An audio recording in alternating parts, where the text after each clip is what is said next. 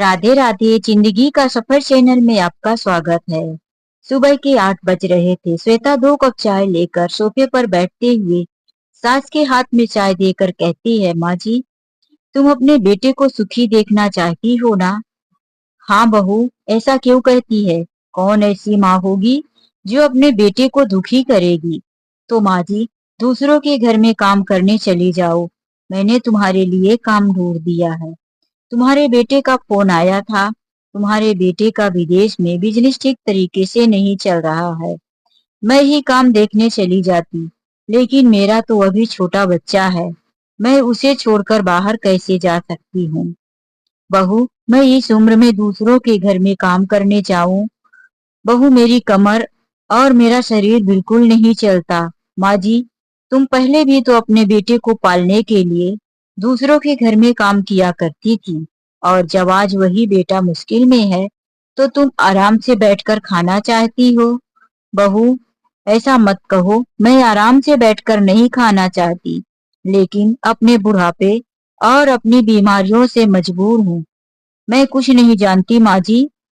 तुम्हारे लिए मैंने काम ढूंढ दिया है। कल से ही तुम काम पर जा रही हो। सावित्री जी बहू की बात सुनकर 2 घूंट चाय पी कप वहीं टेबल में रख कमरे में चली जाती हैं। पति की तस्वीर जो दीवार में टंगी थी, उसकी तरफ देख आंखों में आंसू आ जाते हैं। वह सोचने लगती है, जब वह इस घर में शादी करके आई थी, घर में कोई कमी नहीं थी। बहुत बड़ा खानदान और बहुत अमीर घराना था। सावित्री जी घर की छोटी बहू थी। सबका दिल जीतने के लिए सुबह से उठकर शाम तक घर के कामों में व्यस्त रहती थी।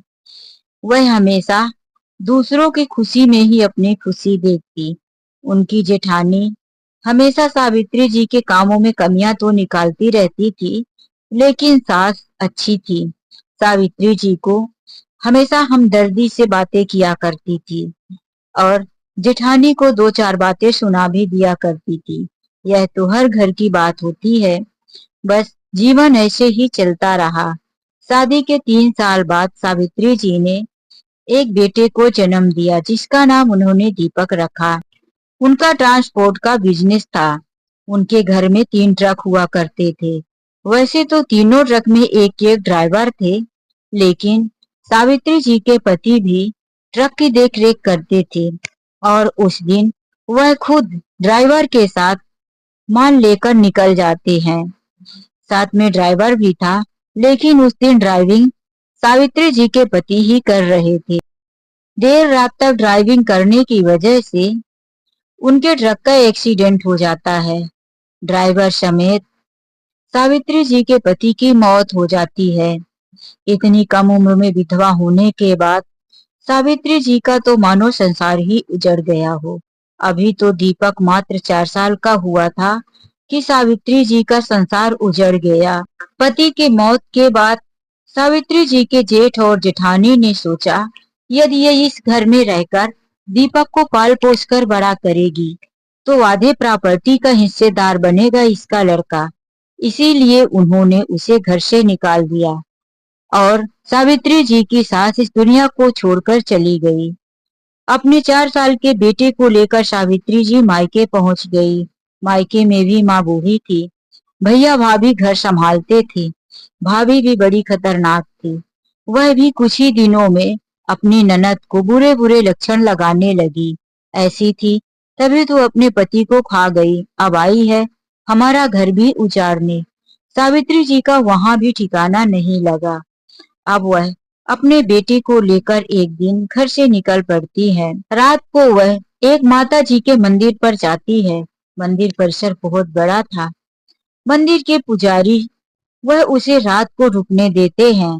पुजारी से वह सारी बात बताती है कि किस तरह से मेरे ऊपर विपत्ति आकर पड़ी है। पुजारी जी कहते हैं, बेटी, इस मंदिर में तुम्हारा रहना ठीक नहीं है। हर तरह के लोग आते हैं, इसीलिए ज्यादा दिनों तक तुम यहाँ नहीं रह सकती। तुम्हें जल्दी से ही अपने लिए व्यवस्था करनी होगी। सावित्री जी वही मंदिर से जाकर दूसरों के घरों में काम ढूंढने लगती हैं, और पुजारी जी अपना ही घर अपनी पत्नी से कहकर एक कमरा रहने को दे देते हैं। सावित्री जी पुजारी जी का एक कमरा लेकर रहने लगती हैं और यही कहती हैं कि हम आपको इस घर का किराया भी दे देंगे। सावित्री जी दूसरों के घर में काम करती, मंदिर में आकर मंदिर की साफ सफाई और वहां का भी काम करती थी। थोड़ी बहुत मदद पुजारी जी भी कर दिया करते थे और उनका दूसरों के घर में काम करने से जो पैसा मिलता उससे भी उनकी बड़ी मदद हो जाती। अब उनका धीरे धीरे दीपक बड़ा हुआ तो वह स्कूल जाने लायक हुआ। सावित्री जी दीपक को स्कूल भी भेजने लगी थी। अब वह दीपक के स्कूल जाने के बाद और भी ज्यादा घरों में झाड़ू पोछा बर्तन का काम करना शुरू कर दिया था। दीपक को कड़ी मेहनत से पढ़ा लिखा कर वह आगे बढ़ा रही थी। कभी कभी तो मंदिर में आया हुआ जो प्रसाद था पुजारी के घर में नहीं खाते थे तो पुजारी जी सावित्री जी के घर में भेज देती थी और उसी से सावित्री जी का घर चलता था। और कभी प्रसाद ना मिलता तो काम से आए हुए पैसे सावित्री जी बचाकर बेटे के पढ़ाई के लिए रखती, बेटे के लिए खाना व्यवस्था कर देती और खुद भूखी रह जाती। इस तरह से दुखों से उन्होंने अपना जीवन गुजारा और बेटे को पढ़ा लिखा कर इस लायक बनाया कि आज उनका बेटा एक बहुत बड़ी कंपनी में इंजीनियर के पद पर था। यह सारी स्थिति दीपक ने अपनी माँ की देख रखी थी। उसे जब याद आता कि मेरी माँ कितनी मुश्किलों से मुझे पाल पोस कर बड़ा की है, उसका दिल दुखों से भर जाता। उसने अब सोच लिया था कि मैं अपनी माँ को सुखों से भर दूंगा। मेरी माँ के दुख के दिन कट गए हैं। अब बेटा बड़ा हो गया है, कभी मेरी माँ को तकलीफ नहीं होगी। लेकिन वह क्या जानता था कि उसकी पत्नी श्वेता उसके जाने के बाद उसकी माँ के साथ कैसा व्यवहार कर रही है। जब वह ऑफिस चला जाता तो श्वेता सास को परेशान करने में कोई कमी नहीं छोड़ती थी। बेटे के जाते ही वह कहने लगती, बुढ़िया कौन सी ऐसी घूटी अपनी बेटे को पिलाई है जो हर वक्त माँ माँ माँ रटता रहता है। तेरे सामने तो पत्नी दिखती ही नहीं है। अब सोती ही रहेगी कि घर का काम भी करेगी। सारे जूठे बर्तन जो पति के सामने धीरे धीरे काम करने का दिखावा करती थी, जाते ही मेकअप करके सहेलियों के साथ घूमने निकल जाती और सास के भरोसे सारा काम छोड़ देती। कभी कभी सावित्री जी कहती भी कि बहू ऐसा क्यों करती है बेटा, आखिर मैंने तेरे साथ क्या गलत किया है। तो वह चिढ़कर कहती, गलत? तूने तो इतना गलत किया है कि तेरा बेटा तेरे आगे मुझे देखता ही नहीं, हर वक्त माँ माँ रटता रहता है। मुझे यही जलन है, जिस दिन तू मर जाएगी उस दिन सही तरीके से तेरा बेटा मेरा होगा। और खबरदार, जब तूने ये सारी बातें अपने बेटे को बताई, मैं अपने बच्चे को लेकर अपने मायके चली जाऊंगी। तेरे बेटे का घर उजड़ जाएगा। फिर तू बुढ़िया संभालना अपने बेटे और अपने घर को। इसी बात पर सावित्री जी अपने बेटे से कभी कुछ नहीं कहती, बहू की सारी बातें मानती। लेकिन हद तो तब हो गई जब एक दिन दीपक आकर माँ से कहता है, माँ मुझे कुछ महीने के लिए विदेश जाना है। कंपनी की तरफ से मुझे जाना पड़ रहा है और वहां से आने के बाद मेरा प्रमोशन हो जाएगा और मेरी तनख्वाह भी डबल हो जाएगी। एक तरफ बेटे की तरक्की देखकर सावित्री जी को खुशी होती है और दूसरी तरफ यह सोचकर कि जब बेटा घर नहीं आएगा ना जाने बहू मेरे साथ क्या करेगी, वह मायूस हो जाती है। दीपक कहता है, माँ दुखी मत हो, मैं बहुत ही जल्दी आऊंगा और हाँ फोन करता रहूंगा। यह कहकर दीपक अपनी माँ के हाथों में कुछ पैसा देता है। लो माँ, जो जरूरत होगी ले लेना, तुम्हें किसी के सामने हाथ फैलाने की जरूरत नहीं पड़ेगी। और घर खर्च और बेटे की स्कूल फीस के लिए पैसे श्वेता के हाथ में दे देता है और कहता है, श्वेता मेरी माँ का ध्यान रखना, माँ को कोई तकलीफ ना हो, तुम्हारे सहारे छोड़कर जा रहा हूँ। श्वेता ने कहा, तुम आराम से जाओ, तुम अपनी माँ की चिंता मत करो। तुम्हारी माँ मेरी माँ ही है, मुझ पर भरोसा नहीं है क्या? मुस्कुराते हुए पति से बोली। तो दीपक ने कहा, भरोसा है, इसीलिए तो तुमसे उम्मीद कर रहा हूँ। और वहीं सावित्री जी का कलेजा फटा जा रहा था। वह कैसे कह देती कि बेटा मेरे साथ क्या क्या गुजरती है। दीपक विदेश चला जाता है। श्वेता कुछ दिनों तक बड़े प्यार से अपनी सास के साथ बात करती है। एक दिन कहती है, माँ जी, जो तुम्हारा बेटा तुम्हें पैसा देकर गया है वह मुझे दो, कुछ जरूरत है। अब आखिर हम दोनों ही घर पर बचे हैं, हम दोनों को ही मिलजुल कर घर चलाना है। सावित्री जी बहू के हाथ में पैसे दे देती हैं। उन्हें लगता है कि बहू अब पहले से बदल गई है। अब बेटा घर पर नहीं है तो जिम्मेदारी समझ रही है। सावित्री जी से पैसा लेने के बाद श्वेता एक दिन कहती है, माँ जी, तुम्हारे बेटे का फोन आया था। वहाँ विदेश में उन्हें पैसों की जरूरत है।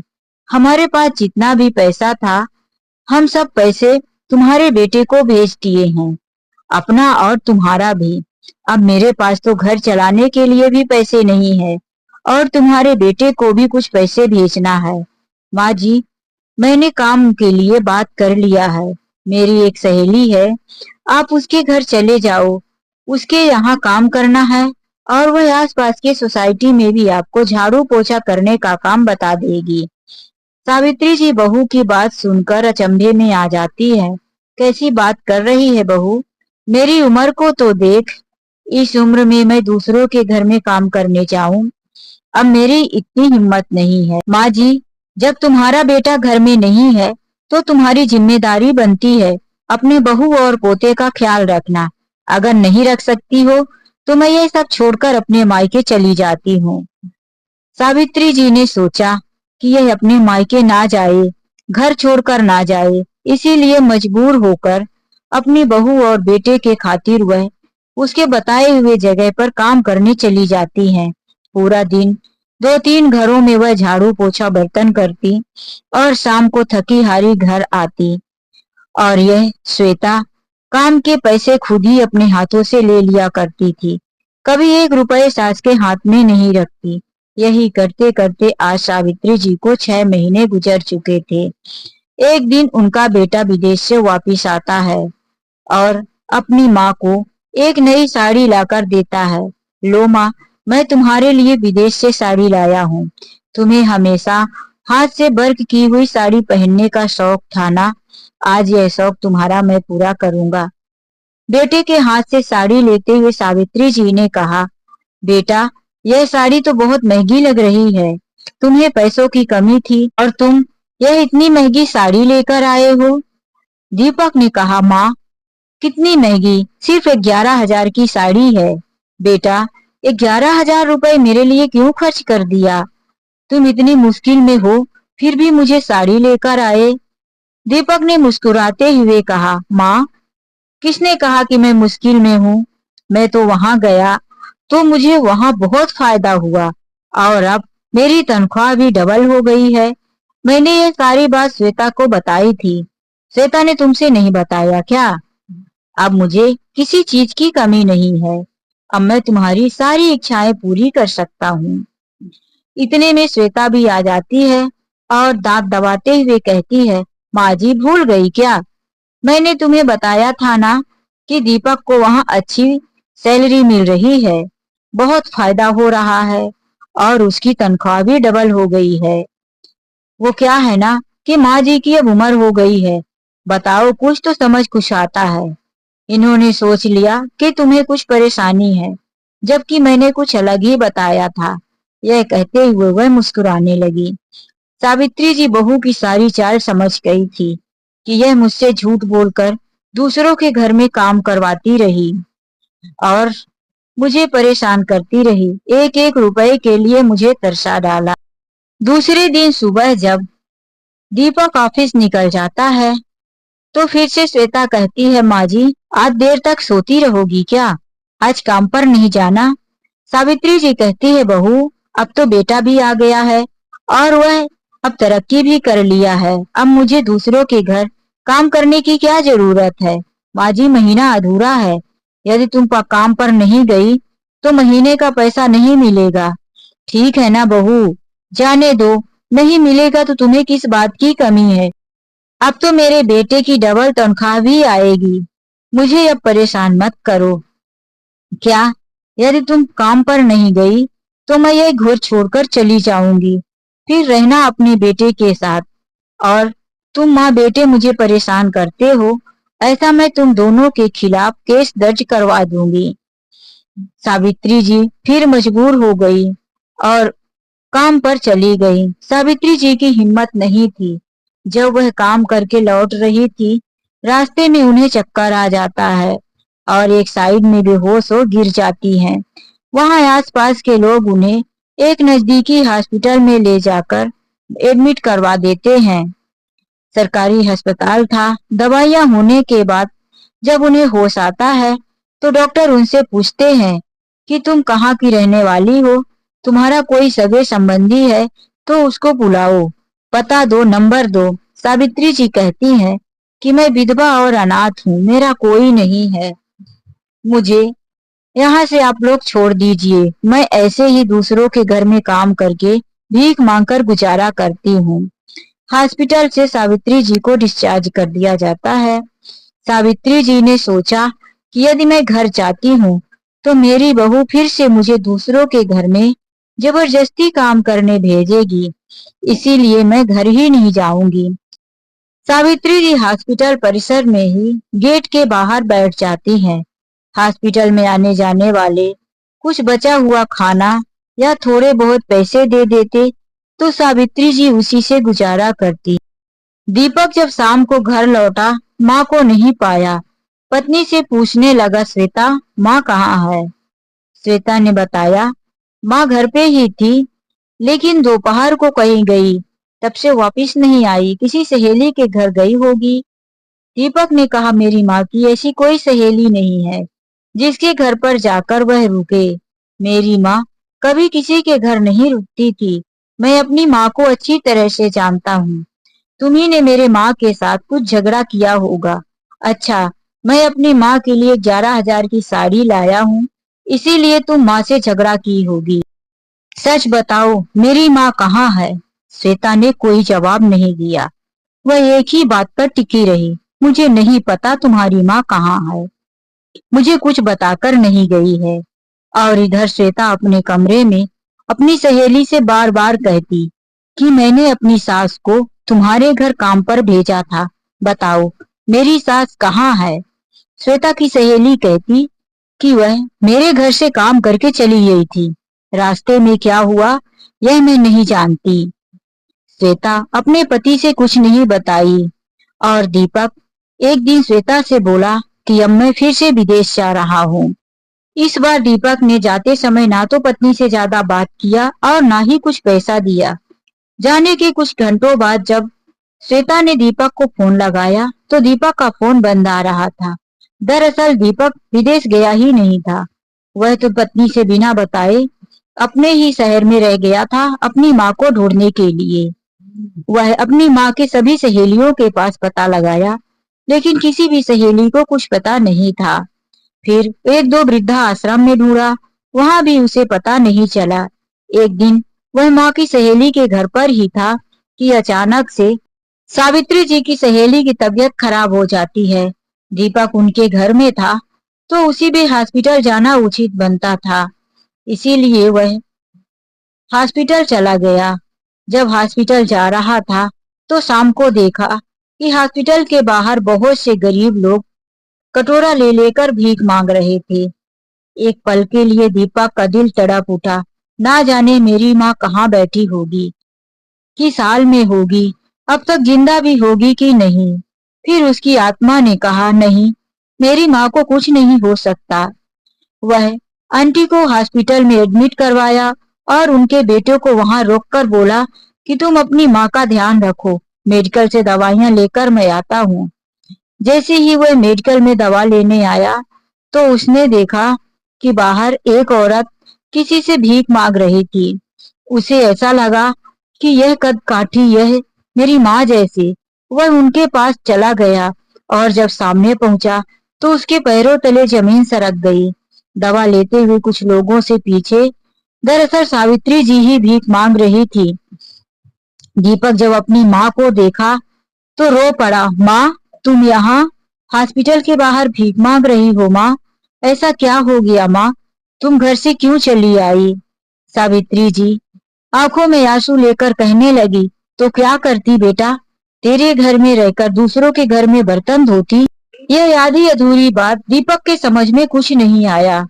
दीपक अपनी माँ का हाथ पकड़कर साइड में ले आया और कहने लगा, माँ तुम बताओ क्या हुआ, तुम घर छोड़कर क्यों आई, यहाँ कैसे पहुंची, भीख क्यों मांग रही हो? दीपक की माँ ने कहा, बेटा तेरी पत्नी तेरे जाने के बाद मेरे साथ कितना अत्याचार करती थी। सावित्री जी ने अपनी सारी आप बेटी बेटे को बता दिया। दीपक का क्रोध से खून खौल उठा। उसने कहा, माँ मैं अब उसको तलाक दे दूंगा। मैं एक पल के लिए श्वेता के साथ नहीं रह सकता। उसने मेरे साथ इतना बड़ा धोखा दिया, तुमसे दूसरों के घर में काम करवाया, जबकि मैं इतना सब कुछ कमाता रहा और तुम दूसरों के घर में बर्तन धोती रही, भूखी प्यासी आकर यहाँ भीख मांगती रही और मुझे कुछ पता नहीं चला। माँ तुम डरती क्यों थी? तुमने मुझसे कुछ बताया क्यों नहीं? उसका मन आत्मग्लानि से भर गया। वह खुद को कोसने लगा कि क्यों अपनी माँ को मैं अपनी पत्नी के भरोसे छोड़कर गया। उसे याद आया कि अभी मेरी माँ की सहेली हॉस्पिटल में है, उन्हें दवा की भी जरूरत है। उसने माँ का हाथ पकड़ा और सोच लिया, अब माँ को मैं एक पल के लिए नहीं छोड़ूंगा। जल्दी दवा लिया और बोला, आओ माँ मेरे साथ चलो। जाकर वह उन्हें दवा दिया और उनसे कहा, तुम अपनी माँ का ध्यान रखो, मैं बाद में आता हूँ। सावित्री जी ने भी अपनी सहेली को देखा। वह काफी बीमार थी, लेकिन उन्हें वहां दीपक रुकने नहीं दिया। दीपक उनका हाथ पकड़कर एक होटल में ले गया और उन्हें पेट भर का भोजन करवाया और फिर कहा, चलो माँ घर चलो, मैं अभी श्वेता के साथ उसके सारे हिसाब चुकता करता हूँ। सावित्री जी ने कहा, नहीं तुम ऐसा कुछ नहीं करोगे बेटा, जो हुआ है वह भूल जाओ और तुम घर जाओ, मुझे यहीं मेरी हाल पर छोड़ दो। नहीं माँ, मैं तुम्हें ऐसे नहीं छोड़ सकता। वह अपनी माँ को एक होटल में ले गया, उन्हें नई साड़ियां दिलाया, नहाने खाने की व्यवस्था की। 2 दिनों तक माँ को होटल में ठहराया। फिर उसने एक किराए से कमरा ले लिया और माँ के साथ रहने लगा। उधर बार बार श्वेता दीपक को फोन लगाती, दीपक का वह नंबर बंद आता। दीपक ऑफिस जाता और अपनी माँ की देखभाल करता। श्वेता काफी परेशान थी। श्वेता के पास अब कुछ पैसे भी नहीं थे। श्वेता मजबूर होकर अपने मायके चली गई। मायके वालों ने श्वेता की कोई इज्जत नहीं की। श्वेता का वहां कोई ठिकाना नहीं लगा तो वापिस अपने घर आ गई। अब श्वेता इतना भी पढ़ी लिखी नहीं थी कि वह कहीं ऑफिस में काम कर सके। वह तो सिर्फ चालाकी जानती थी, सातिराना दिमाग था उसका। मजबूर होकर वह दूसरों के घर में काम ढूंढने लगी, लेकिन उसे जल्दी काम भी नहीं मिल रहा था। उसे यही कह देती थी औरतें कि हम ऐसे जवान औरतों को काम पर नहीं रखते, हम घर पर नहीं हैं तो हमारे पतियों के साथ ना जाने क्या लफड़ा करेंगी और फिर घर की मालकिन बनने के सपने देखने लगती हैं। ऐसी औरतों को हम बहुत जानते हैं। क्या क्या ताने सुनने पड़े श्वेता को। बड़ी मजबूरी में कहीं एक आध जगह उसे काम मिला।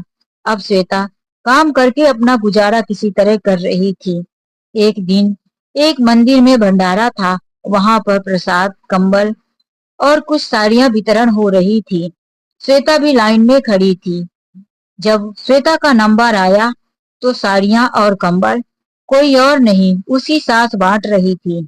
यह देखकर श्वेता की आंखें फटी रह गई और दीपक जो कि साड़ियों का और कंबल का गट्ठा पकड़े हुए था, 2 लड़के उसके साथ और थे। श्वेता उन दोनों को देखकर आश्चर्यचकित रह गई। उसने साड़ी और कंबल नहीं लिया, साइड में आ गई और जब माजी दीपक फ्री हुए, श्वेता दीपक के पास जाकर कहने लगी, दीपक तुम तो विदेश चले गए थे, लेकिन तुम यही हो, तुम्हारा नंबर बंद आ रहा, तुमने मुझसे बात क्यों नहीं किया? दीपक अब अपनी पत्नी के गाल पर एक चाटा मारते हुए बोला कि तुमने जो मेरे साथ किया, यह सोचो कि मैंने तुम्हें पुलिस में नहीं दिया, तुमसे तलाक नहीं लिया, बस तुमसे दूर हो गया, तुम्हें उसी की सजा मिल रही है और आज तुम भिखारियों की लाइन में लगी हो।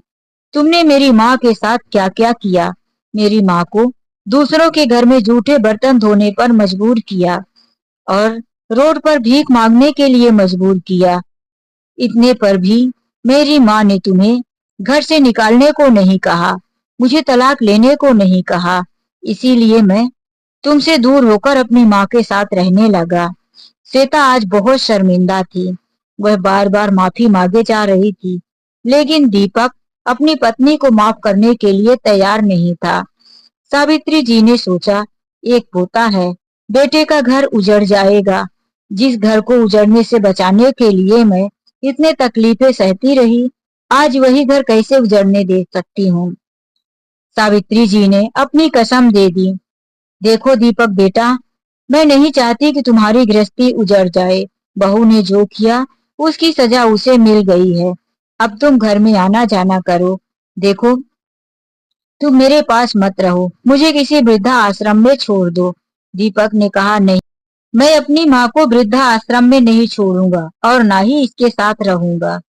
श्वेता सास के पैरों पर गिरकर माफी मांगने लगी। माँ जी घर चलिए, मुझसे जो भी भूल हो गई है माफ कीजिए। सावित्री जी के कहने पर दीपक घर आ जाता है, लेकिन माँ को साथ लेकर आता है। दीपक अपनी पत्नी से अभी तक बात नहीं कर रहा था और श्वेता सास और पति को खुश करने के लिए सारे उपाय कर रही थी। सास की सेवा कर रही थी और दीपक को जो पसंद है वही काम कर रही थी। अभी तक दीपक पत्नी से बात तो नहीं किया था, लेकिन सावित्री जी कोशिश कर रही थी कि फिर से दीपक की घर गृहस्थी पहले जैसे चल पड़े। तो दोस्तों, दीपक ने अपनी पत्नी के साथ जो किया, अच्छा किया या गलत, आप अपने विचार कमेंट करके हमें जरूर बताइए। चलिए मिलते हैं नई कहानी के साथ। आज के लिए बस इतना ही। जिंदगी के सफर चैनल में यदि पहली बार आए हैं तो प्लीज जाने से पहले चैनल को सब्सक्राइब करना और वीडियो को लाइक करना मत भूलिए। राधे राधे।